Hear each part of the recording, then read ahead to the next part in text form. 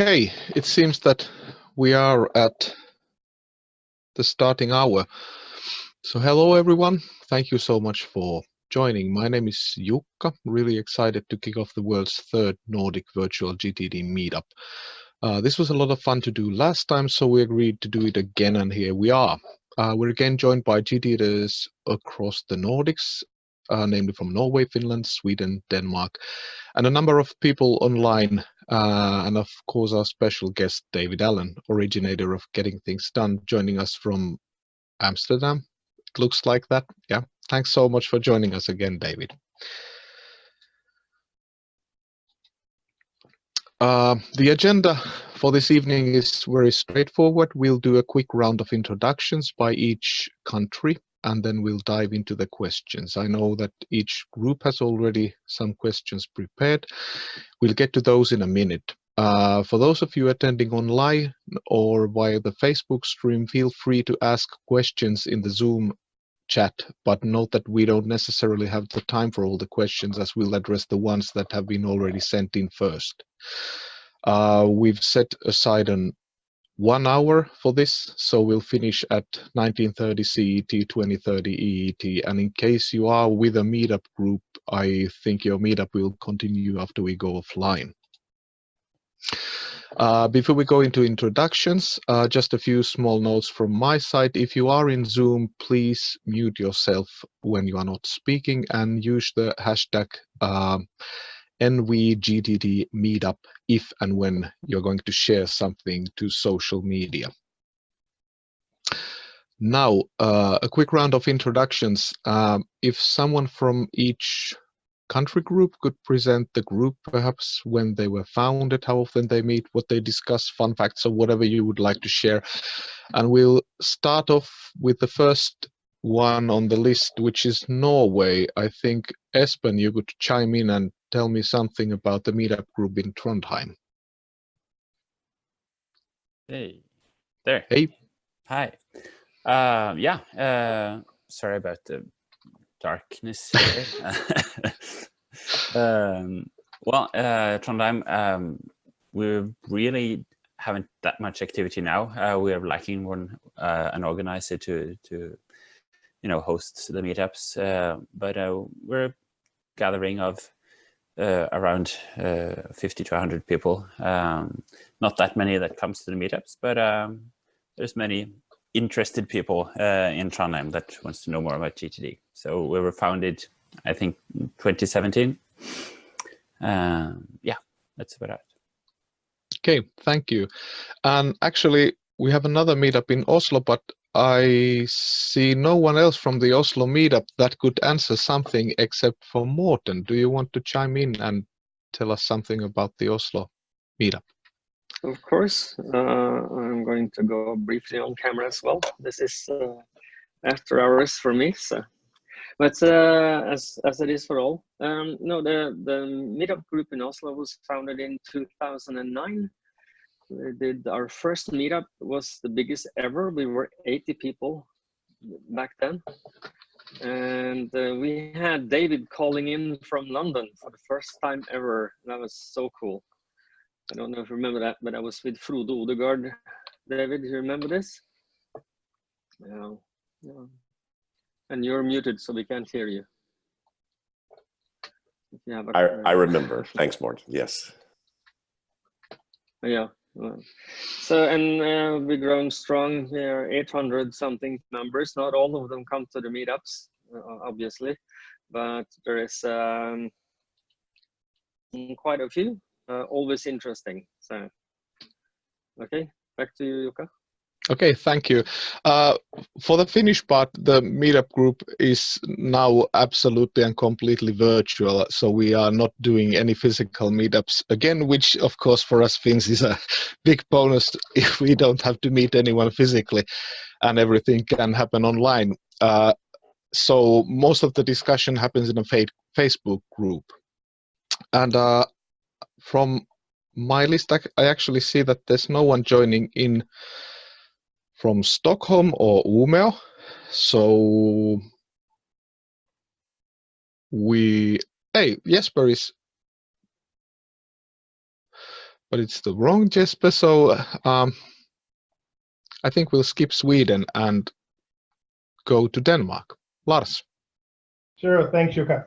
So yeah, so we have the meetup groups here. I was just scrambling to see how many members we were. So we have 323 here in Copenhagen. We have one in Aarhus as well, where people are joining virtually. So that adds up to 615. But like in Norway, not all attend at the same time. I think this is probably more of an average group of between 10 and 20 people that join us. I think we started the group in 3 or 4 years ago.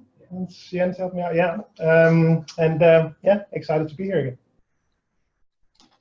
Great. And David, you're having the meetup with Catherine and Anouk, or how do you pronounce her name? Anouk, yes. Yes, Yeah. Our new little puppy, absolutely. Was she a native Amsterdamian or? Actually, she's German. Oh. We got her from a German breeder near Frankfurt. Great. Yeah. Newcomers, thanks you so much, David. We'll move on to questions now, onto the point of the meetup, which is asking or relaying questions for David. And we'll be going around by countries, starting with Norway, then to Finland, then to Sweden, and then to Denmark. We have quite a list of pre-sent questions, so if the person behind the question is online, please chime in when I say that it's your time to step onto the limelight, and we'll do as many of these rounds as we can within an hour. And we'll start off with Norway. Actually, I don't see Björn Christian online. So I think I'll relay the first question from Norway to you, David. And this is this comes from Oslo. So do you see any differences between countries or geographical regions in the way that GTD is used or implemented? No. None whatsoever.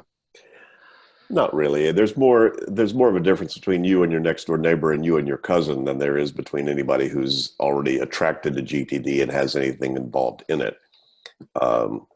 So I haven't seen any in 35 years.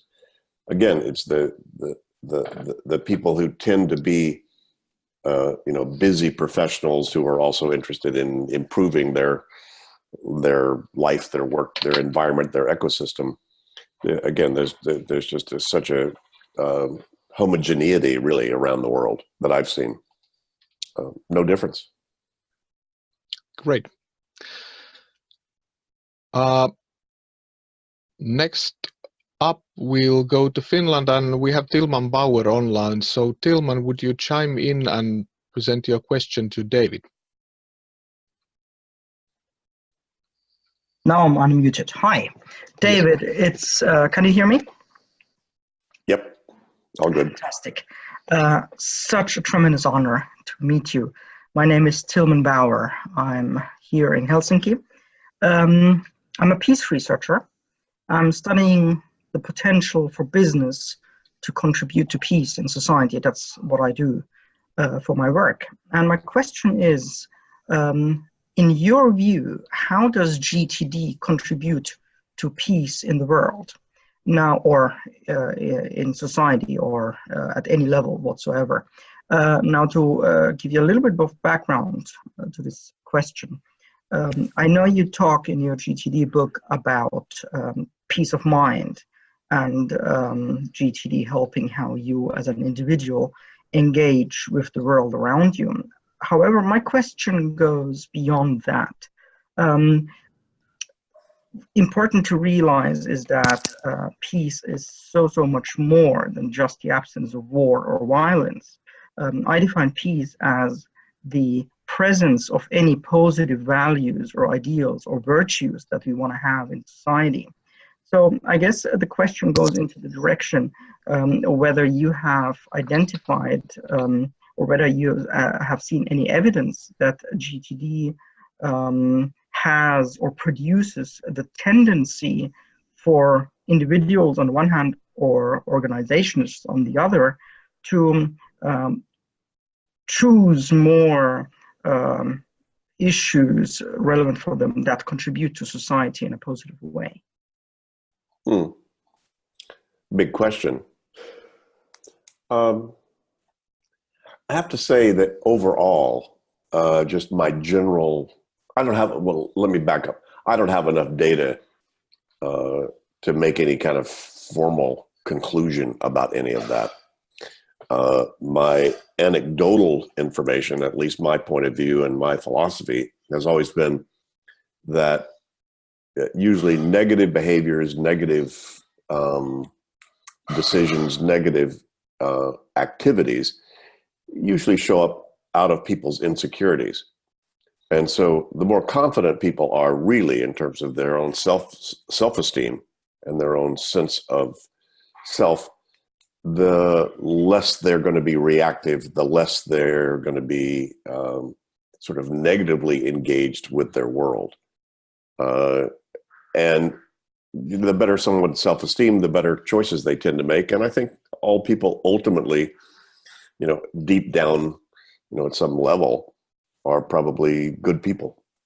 It just shows up in weird and awkward ways many times in terms of how they're trying to express that.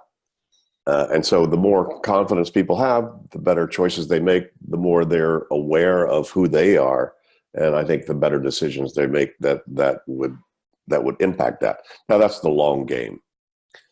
For years I did a lot of work with in aerospace with people building bombs and building all kinds of war machinery, et cetera. And people often ask me about that. I said, well, frankly, people produce as much negativity and negative behaviors in their personal relationships as they do in war. So, to make a generalization that just because somebody's involved in conflict or involved in things that may look like they support or help manifest what we would consider non-peaceful kinds of things, it's hard to make that judgment.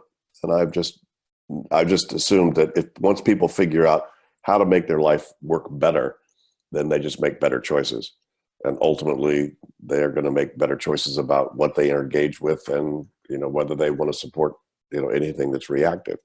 That's probably the best I could do, in terms of responding to that, Tillman. Can I ask a very short follow-up question? Sure. So the recent trend, I'm sure that we all have heard about, this idea to be purpose-driven. And to have some kind of a purpose as an organization. So you don't have any evidence that GTD would be especially connected to that in any way? Well, I think it does. I mean, a purpose-driven, purposeful, a good friend of mine, Tom Thomason, who started Encode, and he's coming out of the holacracy, standpoint, is building, legal models for building a purpose so that organizations are actually owned and run by the purpose, not by any one individual. And he's actually exploring and experimenting with legal structures that make that happen. So I'm very much, that's very much my inclination, is that, that when we're in an enterprise, the purpose itself, should be the primary decision maker and the primary prioritizer in terms of, what the organization is trying to do. So, yeah, I think if people really start to buy into that and really acknowledge that, I think it's probably a very long game to try to assume that that's going to affect the planet anytime soon. But, we'll all be a day older tomorrow no matter what we do, so might as well pick something like that. Mm-hmm. Thank you so much. Sure. Great. Moving on to Sweden, and we have one question that has been posted from Stockholm next, and that's actually regarding book recommendations. Do you have any book recommendations, both inside and outside of the personal productivity area at the moment? One book I recently read that I absolutely love, it's called The Antidote by Oliver Burkeman. Subtitle is Happiness for People Who Can't Stand Positive Thinking. It's a great book. Very fun. A lot of it's about sort of a bit of a rant about all the rah, sis, boom, bah, just think positive, don't have any negative thoughts or whatever. But it's really more sophisticated than the subtitle sounds. Really a lot about the value of acceptance. That is, you know, being willing to accept negative feelings, negative events, negative stuff going on, as opposed to pretending it's not there or trying to assume that it's not there and not dealing with it. So it's another version of, you know, whatever you resist, you're stuck with. So like acknowledging, he does a good bit of explanation about the Stoics, which I'd never really read very much about. But it's also true. It's also why people resist GTD like the plague, because it's an awful lot about acceptance, accepting what you've committed to, accepting what's up, you know, and, you know, taking a look. And a lot of people just don't want to do that. People keep stuff in their head, I think, for a false sense of control. And they, you know, it feels extremely vulnerable to get stuff out of your head and to acknowledge all of your own commitments with yourself, all your woulds and coulds and shoulds and need tos and ought tos. So anyway, great book. It's called The Antidote. Don't know if it's in other languages. He's a Brit, a great guy. I interviewed him actually, and he's a GTDer. You know, cool. You know, cool to find out stuff like that. So that's a recent book.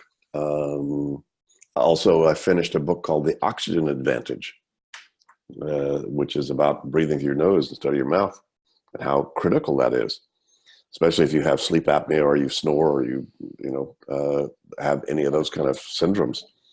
Amazing.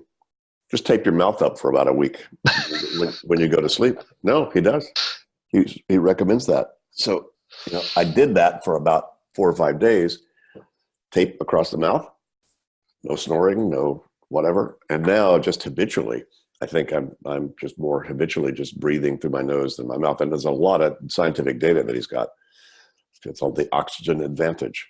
I was getting a shiatsu massage at the spa here in Amsterdam. And I went to sleep when he was working on me.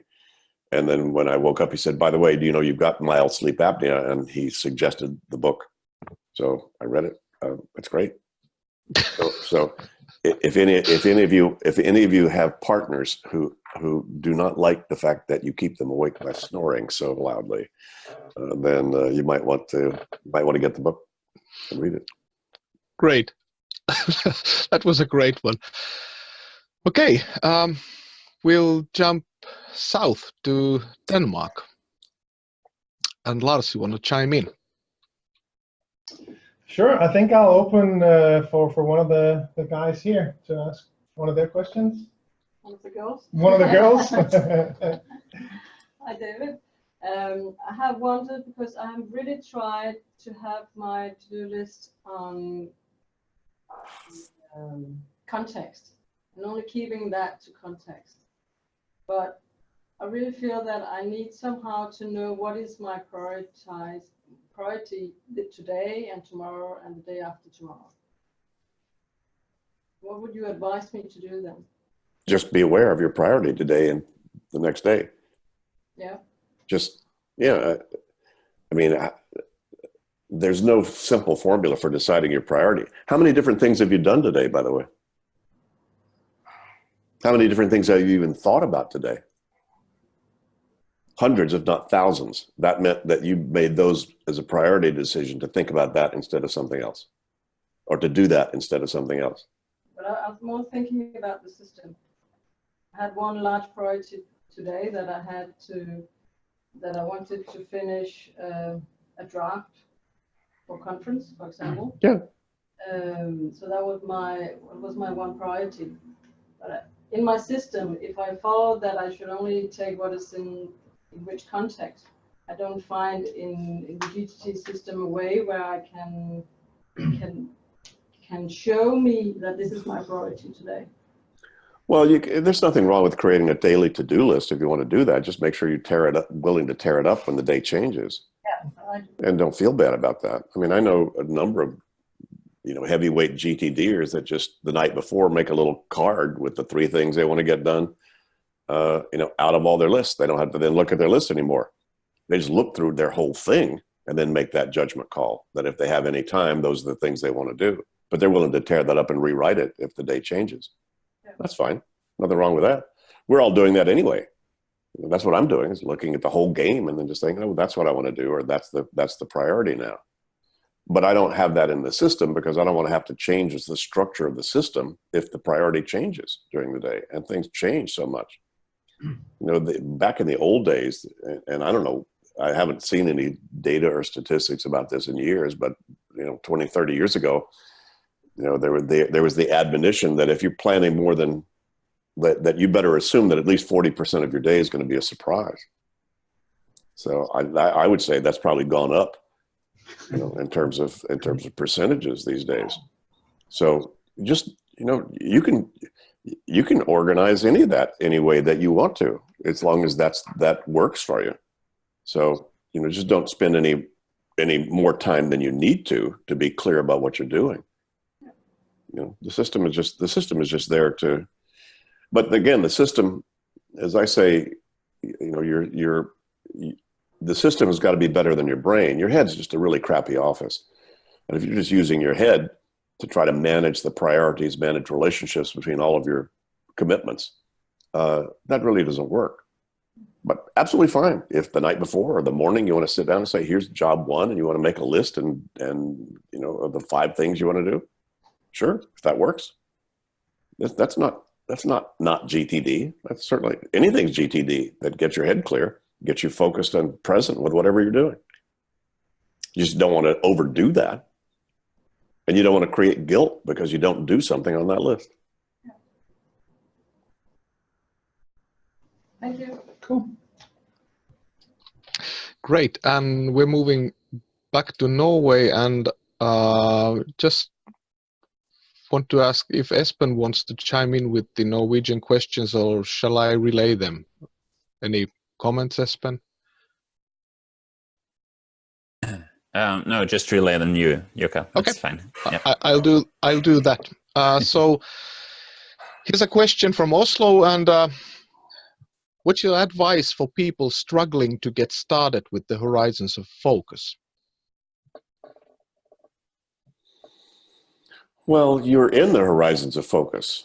So I'm not sure exactly what that means, getting started with the horizons of focus. I mean, it's really about, the horizons of focus is just a way to delineate your commitments with yourself. You have some level of commitment called why you're on the planet, how you're doing about that. You have some level of commitment about your lifestyle and career and what you want to create about that. You have some level of commitment about what you need to do in the shorter term to make sure your vision shows up in terms of, Horizon 3. And you certainly have a lot of commitments to keep your body healthy and to keep your finances okay and to manage all the things you need to maintain so that you've got a healthy and balanced personal or organizational enterprise, Horizon 2. And, you got a bunch of things you need to finish about all that. That's your projects, Horizon 1. And you've got a bunch of stuff you need to do about any of those open loops on any of those levels, all the ground level. So you're in all of these all the time. So when you say get started with the horizons, if you just mean being conscious about those, sit down and grab a piece of paper and a pen and say, gee, what's my purpose? Hey, what's my vision? What are the goals I have, over the next 1 to 2 years? What are all the things I need to maintain in terms of, all the things I care about that I need to, make sure are handled at some level of standard? What are all my projects? What are all my next actions? So all GTD is, all I did was recognize those multiple levels of commitments that we have. So the clearer you are about any of those, then the easier it's going to be to trust your gut or your liver or your spirit or whatever you trust about making choices about what you do. if you're still not clear about what your choices are, go back to the horizons and just say, hey, do I have a sufficient inventory of those things? That's kind of all, I think that's all I can say about that. Yeah. Okay, great. Next question is a relay from Finland, and this has to do with the weekly review.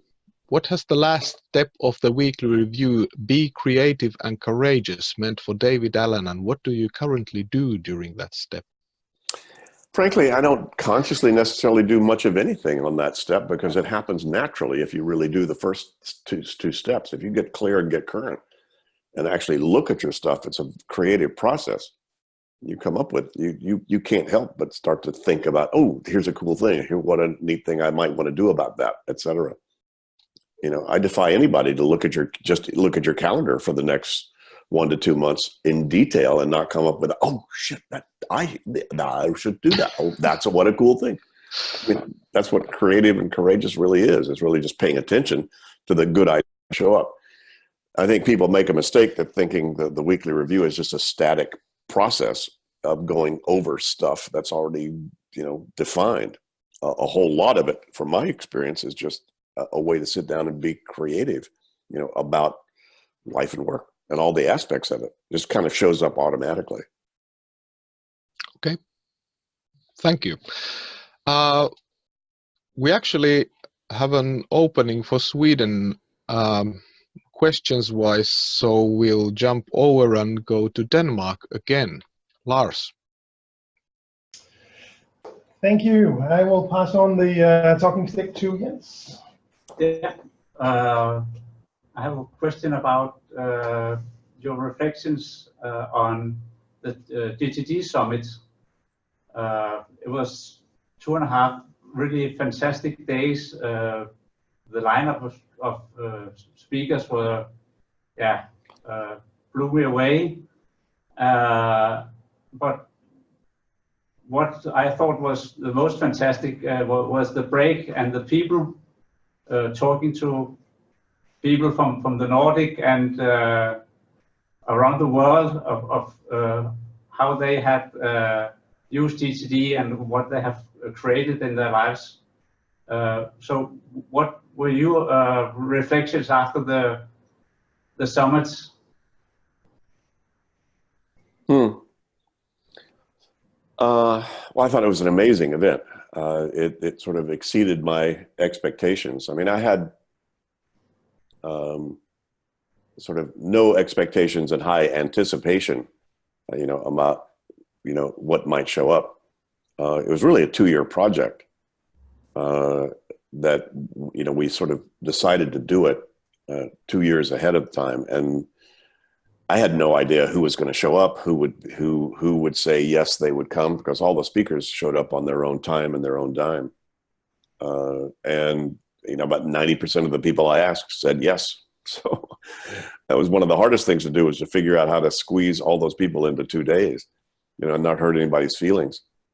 It turns out it worked really, really well. I think I got an awful lot of good feedback that people liked the really short things in it, and it sort of got everybody, all the speakers and presenters, focused on sort of core things that was important to them.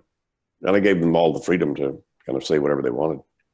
So that was really great. It took, I kind of just finished kind of decompressing from the project, you know, after all that time. And it worked really, really well. I have to say, you know, our 2 partners that basically managed all of the logistics and marketing and promotion, you know, all the stuff for it, were just so excellent, you know, total professionals. These are the guys that run the, basically they're kind of the back office of the Next Web conference, which is one of the most successful tech conferences in Europe. And they're just so smart and very cool. So that was a delight to actually work with them. And they did really all the heavy lifting, setting up the logistics. And as you may have noticed, it was pretty smooth to see, you know, 800 people managed that well, and the whole thing being managed that well. So so I was thrilled with it. And I think actually, I don't know if the objective was basically to put a stake in the ground for the whole world to say GTD is a train that's left the station. So it's not a matter of whether, it's a matter of are you on board, because it's just going to happen. And there are probably, there are people listening to me right now on this Zoom that if I get run over by a bus or fall over dead tonight, that will carry this banner, keep going. And the world is going to keep being improved by people doing, GTD. And there are probably a good 15 or 20 people that I would trust right now that if I wasn't around, will keep the flame, lit and keep it alive and well and keep things going. And I wanted the world, especially all of our licensees, to see the rest of the world, how much the rest of the world is buying into this, and don't feel like you're the lone strangers. That there's some of the best and brightest people on the planet, have bought into this, are using it in their various ways, improving the lives of themselves and the people around them. So that was really why I did it. I don't think I'm going to do another one, guys. Come on, I'll be 74 in a couple of months, so I don't think so. If somebody else wants to do one again, hey, God bless you. Have at it. But I think it accomplished what I wanted to, which was to put that stake in the ground. And there's just awful lot of. I knew, by the way, that just given the internet and the web, and as much as was sort of recorded and put into the archive and out in the universe out there, that people wouldn't have any doubt about GTD and what it is and who's involved with it and how cool it is. So I think that's my best answer to the question. Thank you. Great. And actually moving on to Norway with a similar question, this kind of picks up from where you just left. So where do you see GTD in 2050? Oh, I don't know.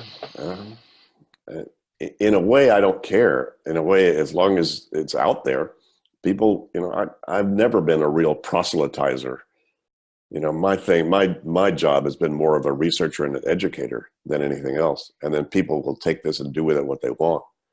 My job was just to get it out there as best I could.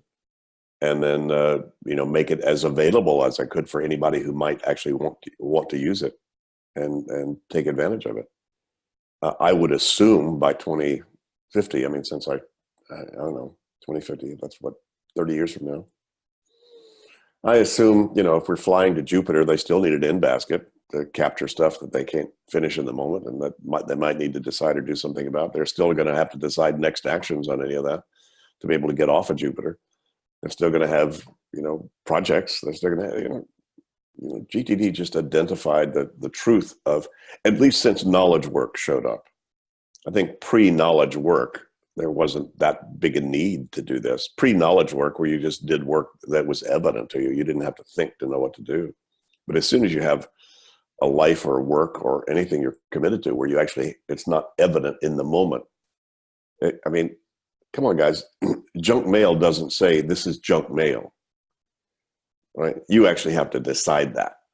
So as long as you're still getting input that you have to decide whether it's junk or what you need to do about it, that it's a methodology that's still going to be alive and well and needed if you want to surf on top of your game and not feel overwhelmed or not be inefficient with how you're using your cognitive abilities. So it's, as somebody described it, GTD is lean for the brain, no waste. So I can't imagine that anybody's not going to need that, in the future. But how much they pick it up, golly, as I say, it took me 25 years to figure out what I'd figured out, and probably the rest of my life to figure out how to distribute it and get it to stick for anybody. But neither of those is my area of expertise. So there are folks better than me, and they're folks that have helped us a lot in our last 10 or 15 years in instructional design and how to try to get this stuff so that it's more available to people and a little easier to deal with. Come on, the book GTD is daunting. I understand people pick it up and go, too much to do. I'm like, I don't know what to do. Because I didn't write it as a training tool. I wrote it as a manual just to get everything out of my head and to capture and identify and archive essentially everything I'd learned in 30 years. Working with this material. So, everything we've done since then has really taken, expertise that's not mine. I'm not a very good trainer, frankly. I'm a pretty good presenter. I can kind of, motivate people by the way I present, but I don't have any patience to train people. Look, here it is. Do it or not. I don't care. I'm moving on. So I'm sorry. I'm kind of a little bit of a cranky pants, about all that. But people better than me that have helped lower the barrier of entry, to get people to make it easier for people to engage. I've had a lot of people say that the getting things done for teens is really great for their spouse because their spouse never got GTD, but they love the cartoons and it made it easier for them to. It'd be easier for them to play and framed in a little bit more informal way, for them to engage with it. But there's a long non-answer to your question. Beats the shit out of me. How's that? Okay, that's a good one. And kind of a segue, as you said that you're not a really good trainer. So my next question comes from Finland, and this is from a music teacher in a conservatory, and she has students between ages of 5 years to 20 years, and she has used GTD on her music training in a sense that for the older students, they do mind sweeps before the lessons. It takes the burden off the mind so they can focus on the lesson, and they actually use context lists for learning of the technical stuff that they have as homework. So it's nice to cross off something you've practiced and move on. And her question is actually that this is it's easy with the older students, but when you have kids that are 5 to 10 years old, it's a different ball game. Any ideas on how to tick that box? No, not really. I mean, again, not having had kids and not working with kids at that age, I certainly know a lot of parents who have, and they've just come up with their own techniques about how to coach and work with their kids, based on this kind of context. As soon as a kid is old enough to understand outcome and action, they're old enough to get some version of this. What would you like to have true at the end of the lesson? Or what would you like to have true at the end? How would you like to be? What would you like to be able to do in terms of the music? And so they can, as soon as they have an answer to that, I want to be able to play that, or I'd like to play that, or I'd like to be able to do that, or I'd like to be able to, I don't know, whatever outcomes kids may have. I want to get my parents off my back because they want me to take music lessons. Fine. At least you clarified that, So, and then, well, great. What do you need to do next? What are the next things you might need to do? If you had nothing else to do in your life but get better at it, what do you think you'd do? Would you sit down at the piano? Would you learn to read music? Would you listen to good music? I don't know. So I as soon as someone is old enough to understand those questions, then they can start to be trained about how to think about this stuff in that way. Because outcome and action thinking, you're not born doing it, I don't think. You actually have to train yourself to do it. It's like a cognitive muscle that you need to work with to train yourself to think about, outcomes and actions about anything. And so I just think that'd be a great thing. Gee, why are you taking music lessons? Why do you want to learn to play the flute? Why do you what's up? What would be fun about that? Or what would be exciting about that? So I think, getting anything that would get kids focused on the outcomes that they may have about whatever they're engaged in would be great. I wish somebody had asked me all those questions, when I was that age. Great. Thank you. We'll move on to Sweden, and we have Bent Månsson online. So Bent, you wanna chime in? I don't know if you can hear me. Yes, we can. Lovely. I have a question which I've been pondering about for a long time, and now when my question is basically like this: some time ago about the perfect GTD software. From my point of view, I'm still waiting for that very, very perfect GTD software. I've been trying out the most popular ones. They're all good, but I'm still waiting for this killer app. Thank you. Yeah, me too. Haven't seen it yet. I don't know if you got my newsletter that I shared all of my, all the screens that I wrote in 1995 of what the perfect GTD software would look like and do, and nobody's come close. Yeah, So, you actually. Yeah, there was some problem with Bernd's audio there, and I know that this is really close to one question we got from Norway also, that when you release the flowchart for the perfect app, what has there been any takers for that after the summit? there were a lot of people, because I pointed everybody, when I published that and made it public, I pointed everybody to Eric Mack, and he's gotten a lot of feedback, and a lot of people have talked to him about that. I haven't seen any results that have come. Nobody's produced anything, based upon that. So there was certainly a lot of interest and a lot of uptake of interest of people, wow, that's really cool. But I haven't seen anybody do anything with it yet. Doesn't mean they haven't. Just hasn't come across my my radar yet in terms of that. Just a simple thing like, if I said, call Yuka by Friday, if I should be able to hit one speed key, type that into my computer, and it's automatically on my Friday's calendar, automatically on my calls list, automatically has Yuka's phone number on it, and has a red flag if I haven't called him by Friday. There's nothing else. Nothing comes. Yeah, there are things that are sort of come close to that, but I've given up now, basically thinking, no, I have. I've tried twice with some of the brightest people on the planet to build something to it, and for different reasons, neither one of them really took off. But most of the world doesn't think they need it, so nobody's going to buy anything.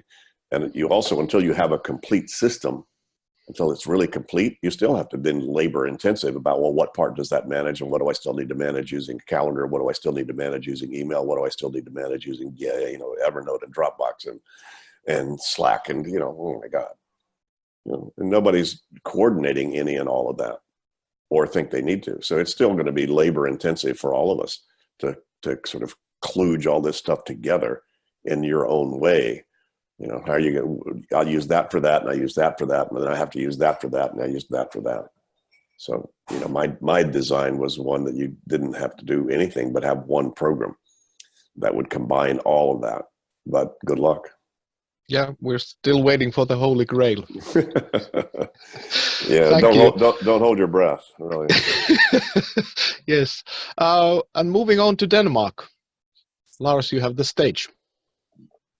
Thank you. Just building on the talk about kids using it. Before we started, Birgitte was mentioning that her son, who is 9, he just got his first inbox now. So yeah. he has a lot of ideas, a lot of post-its. Has post-its by his bed. Thoughts come up there for him as well. So yeah, maybe that's a suggestion for the next book. Now we have the GTD workbook. Next one would be, I don't know, we have GTD for teens. We need GTD for 9-year-olds. Maybe that would be a possible next book. I'll open the floor. We haven't really coordinated here in Denmark who would ask the next question. So I will just start to look around and see if someone I didn't have to look very far. Okay, I have a question. You mentioned that people keep things in their heads to have a false sense of control. Do you have any recommendation for books or people that tackle that question other than GTD? I'm sorry, I didn't understand the question. Say it again. I just didn't hear all the words you used. You mentioned that people keep things in their head to have a false sense of control. Yeah. Do you have any recommendation for books or people that tackle that questions other than GTD? No. Okay.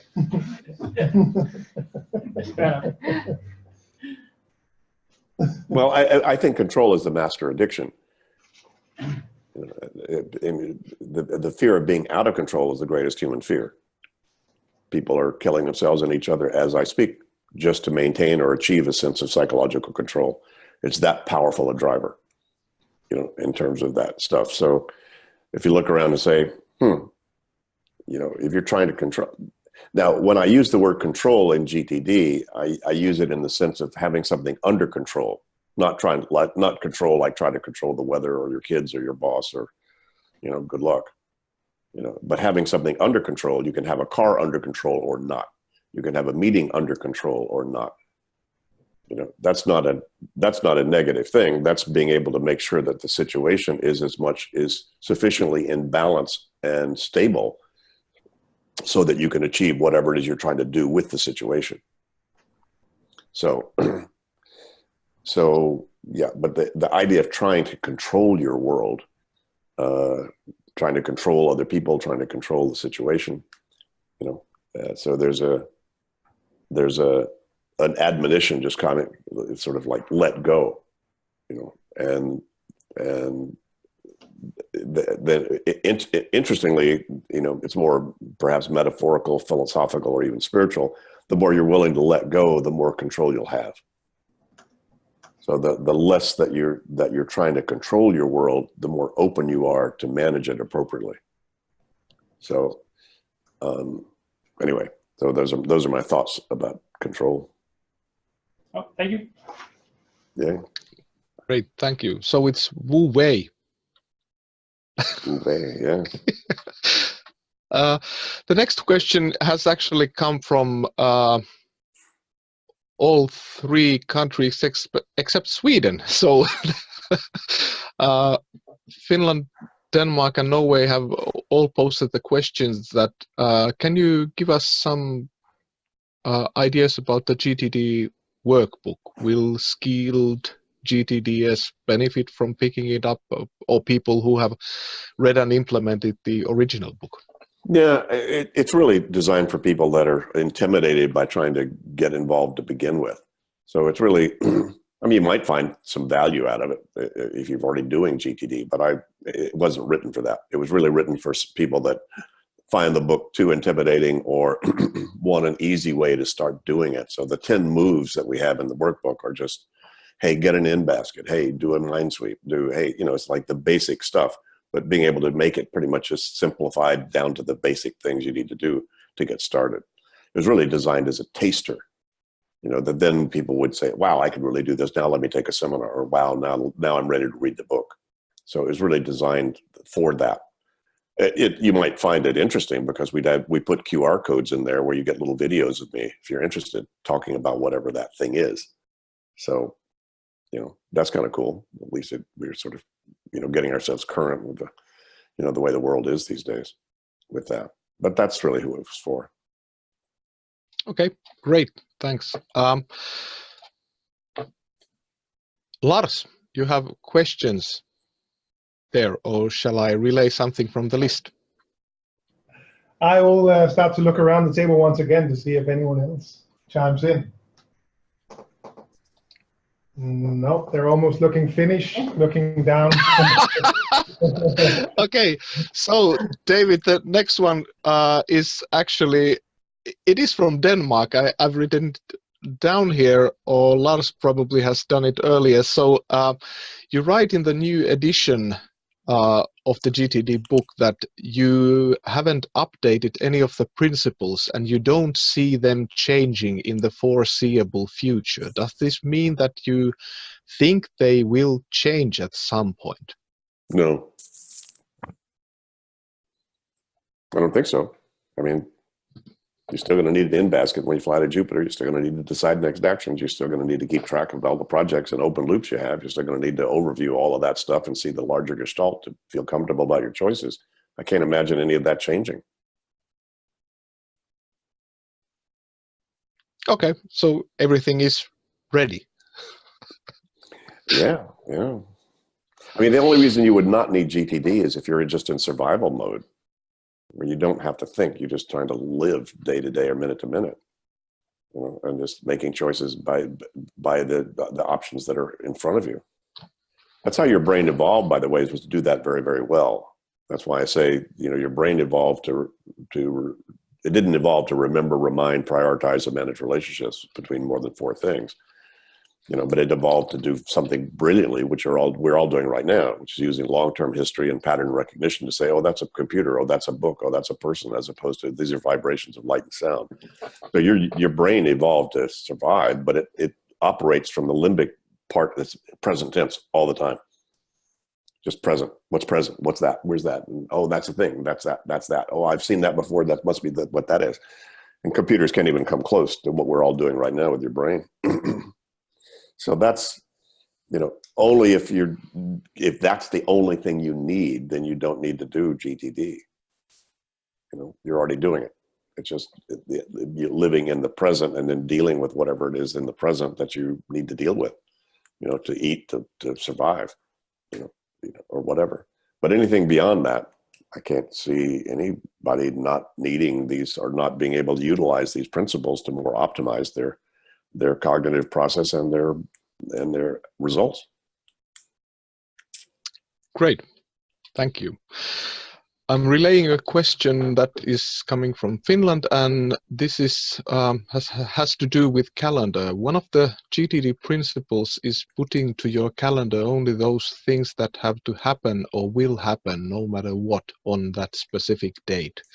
But on the other hand, it seems that more and more one's calendar is filled with meetings and many events involving several people, and it's often the other people who are filling your calendar. Whenever something unexpected comes up, the whole house of cards then falls apart. How can one tackle this accumulating problem? I mean, I know that one solution is to work like me, who doesn't want to work with anyone, so nobody has the control over my calendar, but for the vast majority of people, that's not an option. So any advice there? No, get a different job, I guess.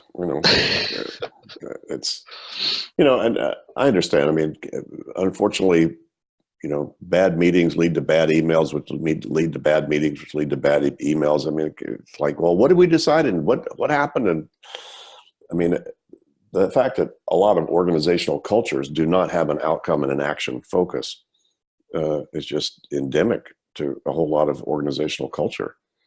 And, only way to do that is get the culture to change or move to one that does, that does focus more on what are we trying to accomplish with this meeting? What's the purpose of the meeting? If you don't know what the purpose of the meeting is, and what you're trying to accomplish by what time, I wouldn't go. Unclear. Now, you might need to be a little more politically correct to just shoot back something called, excuse me, I'm the dummy here. What exactly we're trying to accomplish, and how do you see me being required for that? I mean, that's just intelligence about defining what your work is and what you need to be involved with. I wouldn't have any other suggestions than that, other than specifically case by case. Well, why are you going to that meeting, and why are they putting you in that meeting, and who's doing that? You give them permission to do that? Is that the nature of your job to do that? It could be. I don't know. Very true. Next up, what question have you not got during your interviews? What do you wish someone had asked you? I've been asked virtually everything that anybody could ever ask me. I've done over 2,000 interviews since the book was first published in 2001. So I can't imagine anything somebody hasn't asked me yet, about any of this. Of course, don't tell anybody else, but the most amazing miracle is that I've been able to make a living out of saying 12 things about 6,000 ways. So I only know 12 things, guys. So, or maybe 20 or maybe 15 or maybe 8, I don't know. But, pretty much the same answers, for all time. I don't mean to be flippant about that, but no, I can't imagine anything somebody hasn't asked me yet, about any of this. Great, thank you. Lars, any questions there? I'll look around again to see if anyone changed their mind. Yes? I'm thinking about why people who are reluctant to this. Do you have any suggestions of why that is? Because I think most people feel like it's strange. It's a strange paradox. Most everybody feels guilty about how much more organized and focused they know they should be, and yet most people are as organized and focused as they feel like they need to be. It's kind of weird about that, because GTD requires, if you're not doing it already, it requires a change of behavior, and most people are kind of up to here with all the stuff they're doing anyway. Oh wow, I have to do more than this. Kind of not realizing that after your initial sort of investment of time and focus into GTD, it makes all that stuff a lot easier. It gives you a lot more room. But come on, guys, I've had a marketing problem for 35 years. How do you sell people on something they don't even think they need? Beats me. I think my job has been basically just demonstrating it. I can demonstrate what it's like to be buried and have nothing on my mind. And then people kind of either get that or don't, or say, wow, that'd be a cool thing to have. It'd be nice to be that peaceful in your head, that free. Wouldn't that be cool? So I think, I've learned to sort of frame what GTD does is it creates space. Do they have any need for any more space, any more room to be more creative, to be more strategic, to be more innovative, to be more loving, to be more present, to be more any of that? Those things most people consider, I think, kind of golden goodies in life, being creative and innovative and strategic and loving and present, with whatever they're doing. And unless they're there all the time, they could probably improve how they could do it. And we just have to convince people, hey, this is a way to get there. As far as I'm concerned, the easiest way I have uncovered, be able to get to that place. What people do with that space will be up to them. Some people use it to paint more. Some people use it to have a longer horizon look, so they're not down in the weeds, so much, day to day, minute to minute. Some people use it just to be able to watch their girls play football without being on their iPhone. And for some people, that is a dramatic outcome, to be able to do that. So it's kind of like, well, what would they do? What would you do if you had more room? If they don't have an answer to that, of course, they're not going to be motivated to do any of this.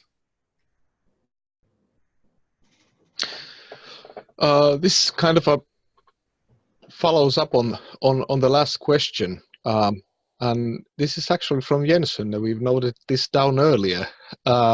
So you should sit in meditation for 20 minutes every day, unless you're too busy. Then you should sit for an hour.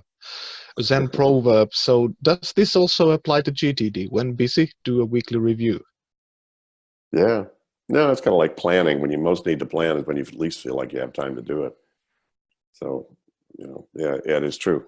When you sometimes, learning to recognize when ambient anxiety, has overtaken you, and that's the time to sit down and do a weekly review, is a challenging habit, as most of you know, to build. That is. We are actually 2 minutes from our mark, and we are wrapping up. I'm throwing in the screen sharing again. And we'll thank you now all for attending. It has been fun, and thanks so much for you, David, for taking the time to be with us tonight. I sincerely hope that we can do this again in the future, and we'll go offline now. And those of you with a physical meetup group, which means only you lucky Danes, I'm sure you will continue the discussion with your group. Thanks to all of you, by the way, and Thank you. very much appreciate everybody's engagement with this good work. Yay. Yeah, thank you. Thank you. See you, and remember that if you come across any challenges with GTD, someone else has probably come across the same dilemma previously, so reach out to your respective groups or your local GTD trainers, coaches for advice, and if and when we have a follow-up for this event, you can also ask directly from David, I believe. Thank you all, and good night. Thank you, and good night, everybody. Bye-bye. Bye now. Goodbye, everybody.